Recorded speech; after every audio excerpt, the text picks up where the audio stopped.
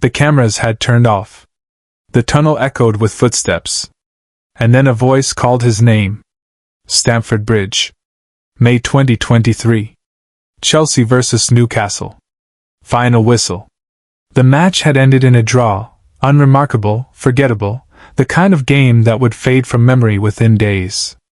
N'Golo Kanté had played his usual 90 minutes. Quiet. Efficient. Covering every blade of grass. Making the tackles nobody noticed until they watched the replay. He walked toward the tunnel alone, as he always did. Boots clicking against concrete. Kit damp with sweat. Head down.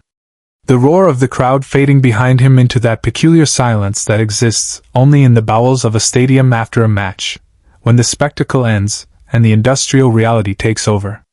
Fluorescent lights hummed overhead. Emergency exit signs glowed green in the distance. The tunnel stretched ahead of him, long and gray and empty. Or so he thought. N'Golo.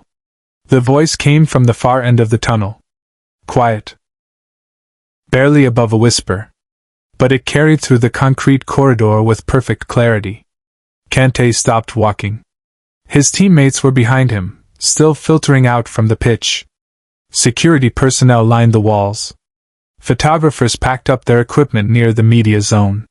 But Kanté didn't see any of them. He was staring at the end of the tunnel, where the passage opened toward the stadium interior, backlit by the harsh white light of the concourse. A figure stood there. Silhouetted. Old. Leaning on something, a cane, perhaps, or a walking stick. The light behind created a halo effect, obscuring features but making the outline unmistakable. N'Golo, the voice said again. Kanté's legs gave out. He didn't stumble. Didn't stagger.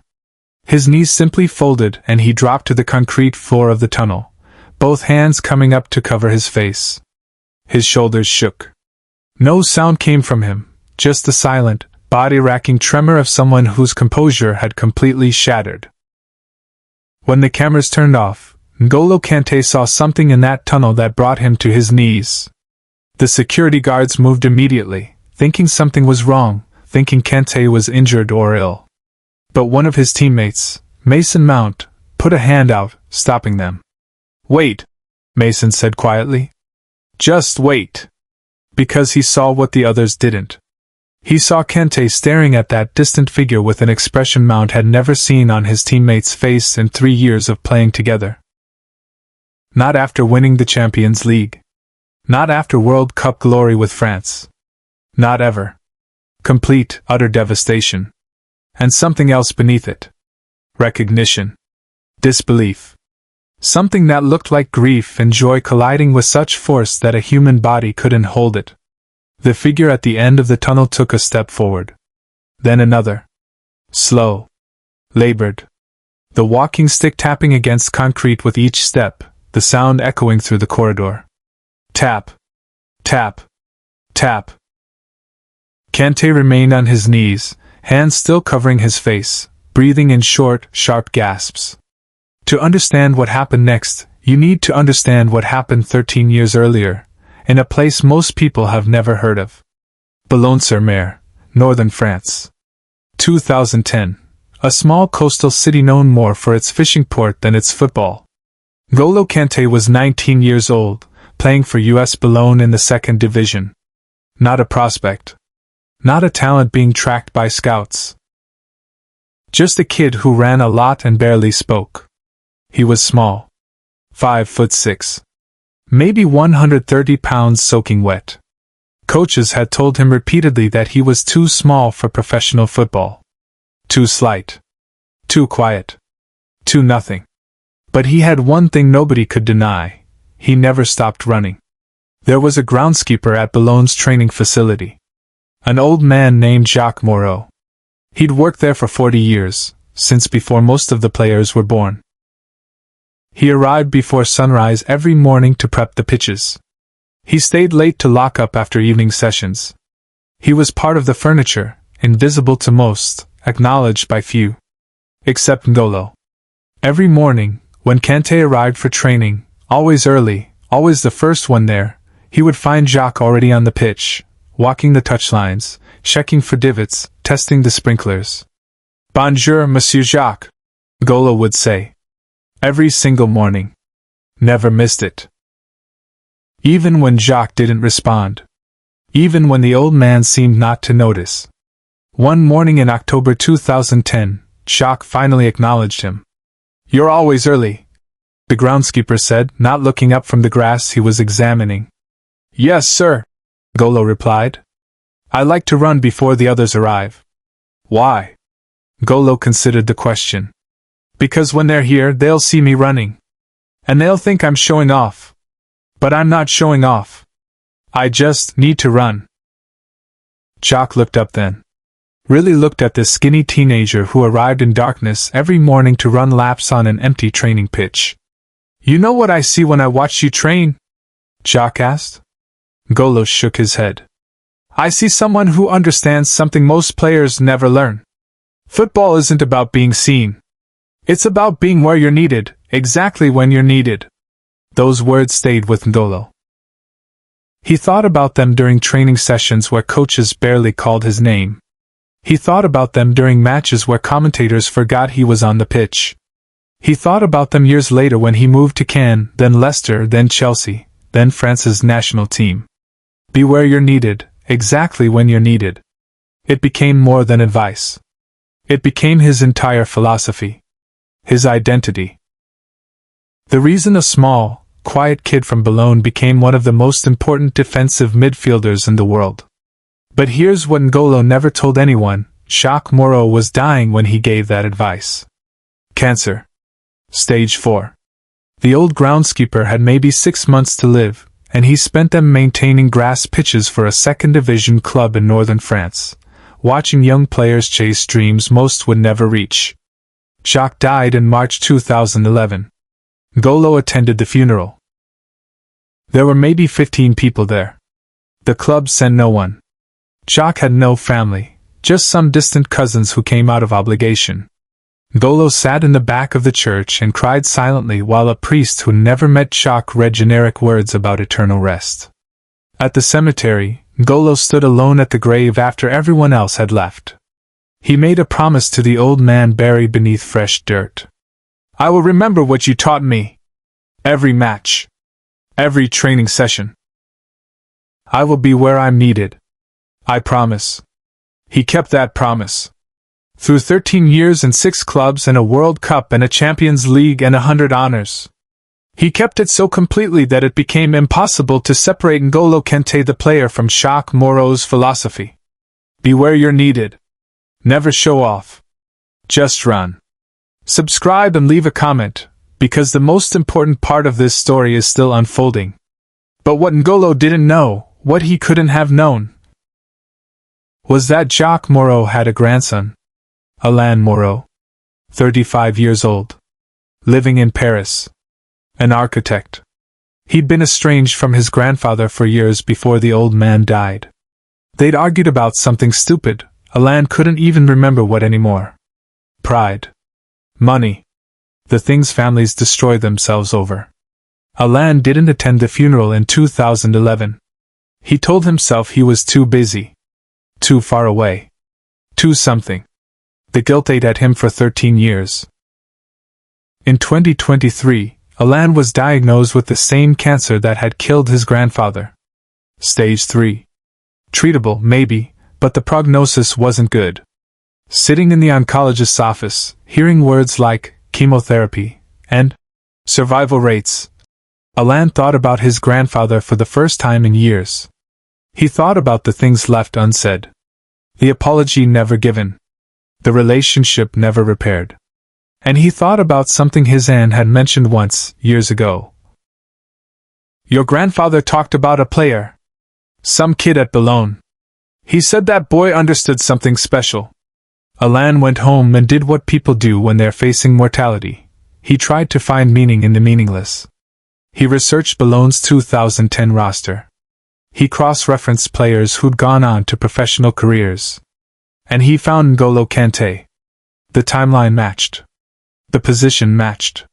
And then Alain found an old interview. A French sports magazine from 2016, after Leicester's impossible title win. The journalist had asked Kanté about his early influences. There was a groundskeeper at Boulogne, Kanté had said. Monsieur Jacques. He taught me that football isn't about being seen. He taught me everything.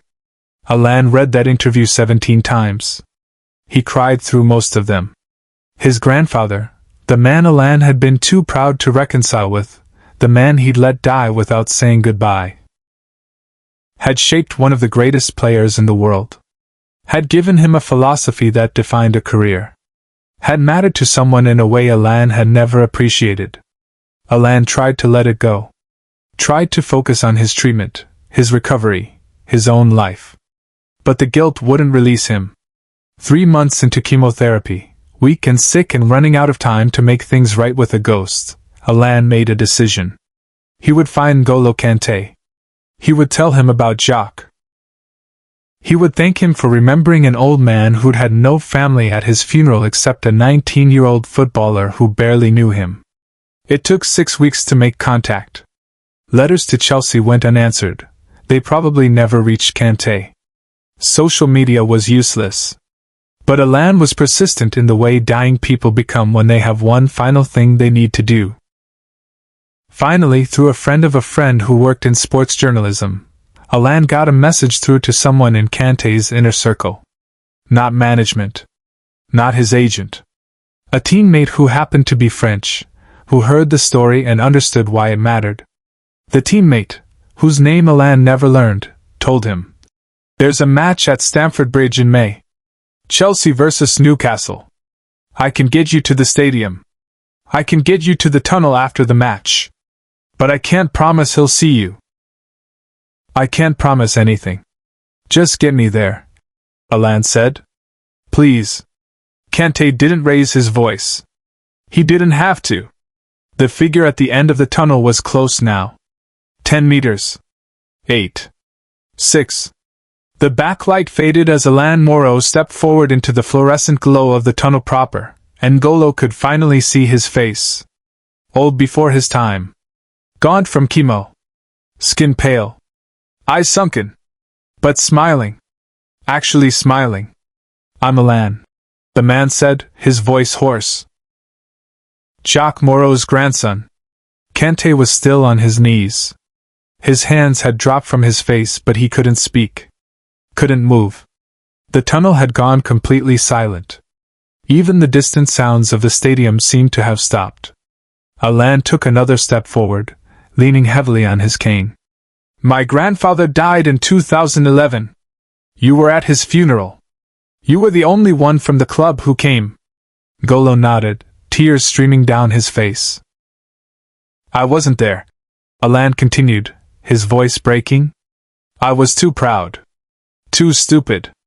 I let him die thinking I didn't care. But I found an interview you gave in 2016. You talked about him. You said he taught you everything." "He did," Kanté whispered, finally finding his voice. "He taught me everything that matters." Alain's legs were shaking.